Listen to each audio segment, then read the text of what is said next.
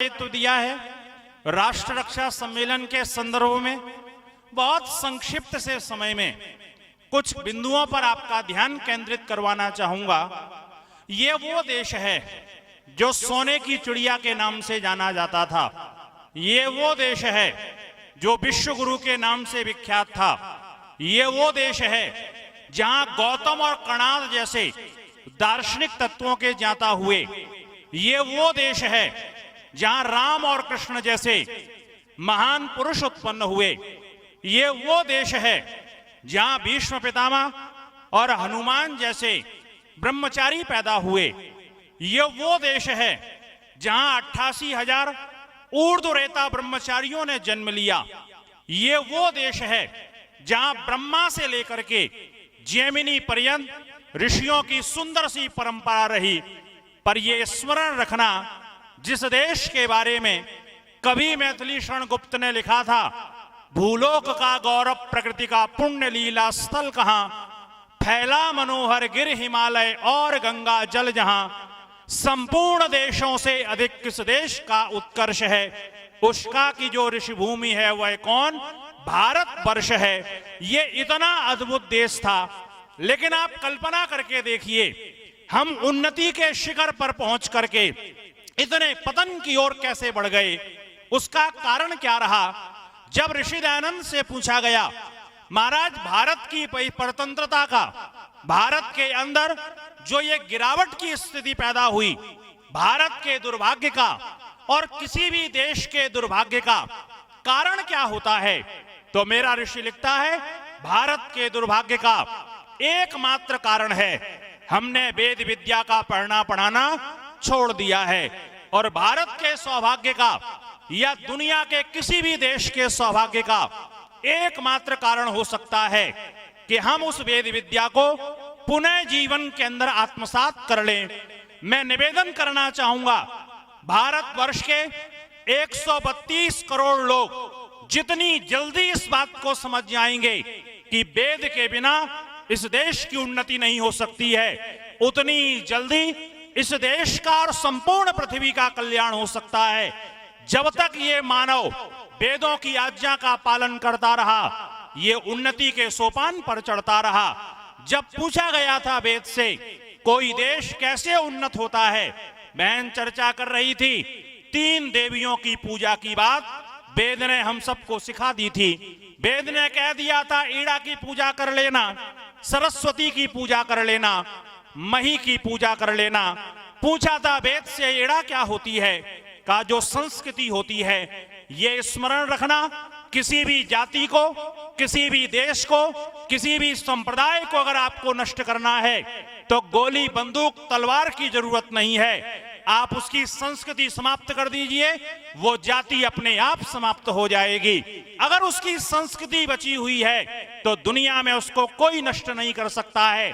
वेद कहता है, दुनिया के लोगों सब कुछ छोड़ देना, लेकिन अपनी संस्कृति को छोड़ने का प्रयत्न मत करना। लेकिन भारतवासियों का दुर्भाग्य है, आज अपनी संस्कृति को हम रक्षित नहीं कर पा रहे हैं। आप स्मरण करके देखिएगा, हम स्वतंत्र हो गए हैं, लगभग 75 साल होने के लिए जा रहे हैं, और अगले कुछ वर्षों में हम इस देश की हीरक जयंती मनाएंगे स्वतंत्रता की। लेकिन आप सोच करके देखिएगा, क्या मानसिक गुलामी हमारे अंदर से निकली? राष्ट्र रक्षा सम्मेलन स्मृति न्यास के लोगों ने रख दी, हम लोगों ने सुन लिया, विद्वानों ने उद्बोधन दे दिए, राष्ट्र की रक्षा हो जाएगी।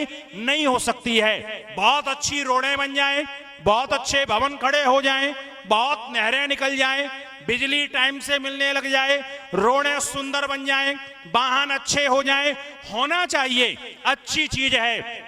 पर याद रखना, इससे देश की उन्नति नहीं होगी, राष्ट्र की रक्षा नहीं होगी। राष्ट्र की रक्षा कब होगी? जब मेरे देश का प्रत्येक नागरिक चरित्रवान बन जाएगा, जब मेरे देश का प्रत्येक नागरिक अपनी संस्कृति का पालन करने वाला होगा। जिस दिन मेरे देश का राजा खड़ा होकर के ये कह देगा, एतद् देश प्रसूतस्य सका सादग्र जन्मना स्वम स्वम चरित्रम शिक्षेरन पृथिव्याम सर्वमानवा। अये दुनिया के लोगों, तुम्हारा ये वाला जीवन तो खत्म हो ही गया, अगर अगला जीवन सुधारना चाहते हो तो हमारे देश के नगरवासियों के जीवन को देख करके जीवन को सुधारने का प्रयत्न कीजिए। जिस दिन मेरे देश का राजा ये कह देगा नामे स्तेने जनपदो न कदरियो न मध्यपा नाना हिताग्निर ना विद्वान स्वेरी स्वेरणी कुतः, मेरे देश के अंदर जिस दिन ये स्थिति पैदा हो जाएगी सब कोई अपने अपने कर्तव्य का पालन करेगा। ये स्मरण रखना, सीमा पर गर्दन कटवाना देशभक्ति है, लेकिन वही देशभक्ति नहीं है जो ये काम करते हैं बहुत तत्परता से कर रहे हैं। अब दायित्व तो हमारा बनता है, आप जहां खड़े हुए हैं, जिस स्थिति में खड़े हुए हैं, आप देश के बारे में सोचने का प्रयत्न कीजिए। अगर एक अध्यापक आप हैं, पूरी ईमानदारी से पढ़ाइए, आपकी देशभक्ति होगी। आप एक किसान हैं, पूरी ईमानदारी से आप खेती कीजिए, आप एक देशभक्त किसान हो सकते हैं। आप व्यापारी हैं, पूरी ईमानदारी से अपना व्यापार कीजिए। माता एक भोजन बनाती है, पूरी ईमानदारी से अपने भोजन को बनाए। एक विद्यार्थी है, पूरी ईमानदारी से पढ़े। सब कोई अपनी ईमानदारी से अपने काम को करे और इस देश के बारे में सोचे। स्मरण करके देखिएगा, हम राष्ट्र की बात तो करते हैं, पर कल्पना करके देखना, हमारा बेटा कोई अच्छे से कॉलेज के अंदर एडमिशन होता है, अच्छी पढ़ाई करता है, आईआईटी करके बढ़िया से पढ़ करके, और जब उसका वीजा अमेरिका यूएस का लग जाता है तो आप सोच करके देखना घर वालों के मन में कितनी प्रसन्नता होती है। हमारा बेटा विदेश जाएगा, वहां पर रहेगा, बहुत पैसा कमा करके लाएगा, कमा करके लाए, मुझे कोई आपत्ति नहीं है, पर आप सोच करके देखिए, उस बच्चे से पूछना बेटा विदेश जाओगे, खुश होता है हाँ विदेश जाऊंगा, भारत में क्यों नहीं रहना चाहते हो? यहाँ की व्यवस्था भ्रष्ट है, यहाँ की रोडें खराब हैं, यहाँ का शासन खराब है, यहाँ के नेता खराब हैं, मैं यहाँ नहीं रहूंगा। पर सोच करके देखिएगा, अगर यहाँ के नेता खराब हैं, यहाँ का प्रशासन खराब है, यहाँ की रोडें खराब हैं, यहाँ की व्यवस्था खराब है, तो इसको सुधारेगा कौन? कोई स्वर्ग से देवता उतर करके आएंगे? कोई नहीं आने वाले हैं। हमारा सबसे बड़ा दुर्भाग्य यही है, हमने सारे काम भगवान को दे रखे हैं। हमारे जीवन में यही होता है, बहुत परेशानी है, बहुत कष्ट है। कोई भगवान आएगा जीवन का कल्याण करेगा? कोई भगवान नहीं आने वाला है। हमको स्वयं जीवन के अंदर उद्यमी होना पड़ेगा, हमको स्वयं साहसी होना पड़ेगा, स्वयं अपने कर्तव्य का निर्वहन करना होगा, अपनी संस्कृति की रक्षा करना। ये स्मरण रखना, आज भोजन हमारा अपना नहीं है। हमारे बच्चे पिज्जा और बर्गर खा करके अपने स्टेटस सिंबल को ऊंचा समझते हैं। हमारे बच्चे अब पिज्जा बर्गर खाएं, कोई दिक्कत नहीं है, लेकिन बच्चों को सिखाना बेटा जिस दिन गौरव करने की बात आए उस दिन अपने देश के भोजन पर गौरव करना, उनके भोजन पर गौरव मत करना। आप स्मरण करके देखिए, पहरावे की दृष्टि से अगर हम देखें, आप पैंट शर्ट पहनते मुझे कोई दिक्कत नहीं है, आप कुर्ता पजामा पहनते मुझे कोई दिक्कत नहीं है, लेकिन जिस दिन गौरव करने की बात आए उस दिन अपनी कुर्ता और धोती पर गौरव करना, अपने इस परिवेश पर गौरव करना। जिस दिन आप भाषा की बात करें, आप दुनिया की जितनी भाषाएं सीख सकते हैं आप सीखने का प्रयत्न कीजिए, लेकिन जिस दिन गौरव करने की बात आए उस दिन अपनी हिंदी पर गौरव करना, अपनी संस्कृत पर गौरव करना। आपके हस्ताक्षर अंग्रेजी में है और आप राष्ट्र की रक्षा की बात करते हैं, आपके घर के बाहर नेम प्लेट लगी हुई है, नाम पट्टिका लगी हुई है, वो अंग्रेजी में लिखी हुई है। हम इससे राष्ट्र की भक्ति करेंगे? आपको अपनी भाषा पर गौरव नहीं, आपको अपनी वेशभूषा पर गौरव नहीं, आपको अपने भोजन पर गौरव नहीं, आपको अपने साहित्य पर गौरव नहीं। आज स्मरण करके देखिएगा, मैं बड़े बड़े स्कॉलरों को देखता हूं, बड़े बड़े पढ़े लिखे लोगों को देखता हूं, वो जब किसी चीज का कोई प्रमाण देते हैं तो ऋषियों की बात नहीं करते हैं। वो ये नहीं कहते हैं कि उपनिषद में ये लिखा हुआ है। उनका कहां से प्रारंभ होता है? नोबेल पुरस्कार विजेता फलाने फलाने आदमी ने ये बात कही है, इसलिए ये बात हमको मानना चाहिए। आप सोच करके देखिए, हम ज्ञान के स्तर पर गुलाम हो गए हैं, हम अपनी भाषा के स्तर पर गुलाम हो गए हैं, जीवन में गुलामी बढ़ती चली जा रही है। वेद कहता है संस्कृति की रक्षा करने का प्रयत्न करना। अगर आपने संस्कृति को बचा लिया, जीवन को ज्ञान विज्ञान से ओतप्रोत कर लिया, अगर आपने अपनी इस मही की रक्षा करने का प्रयत्न किया, तो आप जीवन के अंदर एक अच्छे राष्ट्रभक्त हो सकते हैं, अच्छे देशभक्त हो सकते हैं। इसलिए जीवन में जागृत होने का प्रयत्न करना, देश के लिए कोई समझौता मत करना, चाहे उसके लिए कुछ भी करना पड़े। और एक कवि ने पंक्तियां लिखी थी, जब देश का प्रत्येक नागरिक इन विचारों के साथ में जीता है वो राष्ट्र अपने आप सुरक्षित हो जाता है। और वो लिखता है, प्रत्येक नागरिक के मुंह से एक ही शब्द निकलना चाहिए, शौक ए शहादत को क्या कहिए, हमने हथेली में अपना सर ले लिया है और मौत से हम कब तक डरेंगे, हमने कातिलों के मोहल्ले में घर ले लिया है। जब इस सोच के साथ में प्रत्येक व्यक्ति चलेगा, राष्ट्र की रक्षा अपने आप होना प्रारंभ हो जाएगी। जो मेरे लिए निश्चित समय था, घड़ी आगे बढ़ने नहीं दे रही है और मेरा स्वभाव नहीं है कि मैं समय का अतिक्रमण करूं। मैं आपसे ही निवेदन करूंगा, पिछले 3-4 दिनों में जो कुछ भी चर्चाएं मैंने आपके बीच में की, आप सब लोगों ने उसको सुना।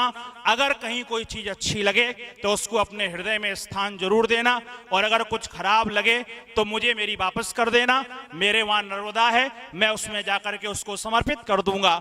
जो अच्छी चीजें हैं वो ऋषियों की अपने साथ लेकर के जाइएगा। निवेदन आपसे करूंगा, जो हमारे इस समस्त ट्रस्ट के अधिकारी हैं उनका भी मैं आभार व्यक्त करूंगा कि निश्चित रूपेण जीवन के अंदर कार्य करना और कर्ता का अहंकार न होना ये बहुत बड़ी बात होती है।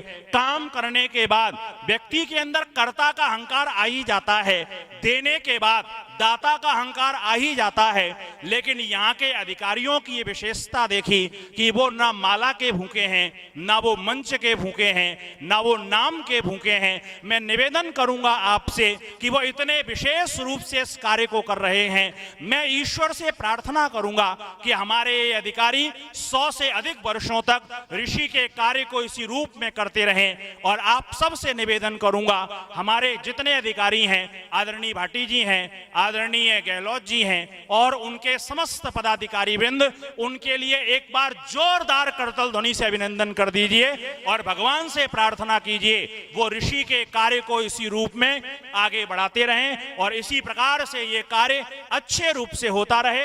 एक ये दर्शनीय स्थल बने, पूरी दुनिया से लोग यहाँ पर आकर के देखें और ये स्मरण करें कि जीवन के अंदर ऋषि के वो यादें, वो स्मृतियां, सत्य के प्रति उनकी वो जुझारूपन हमारे जीवन के अंदर आए।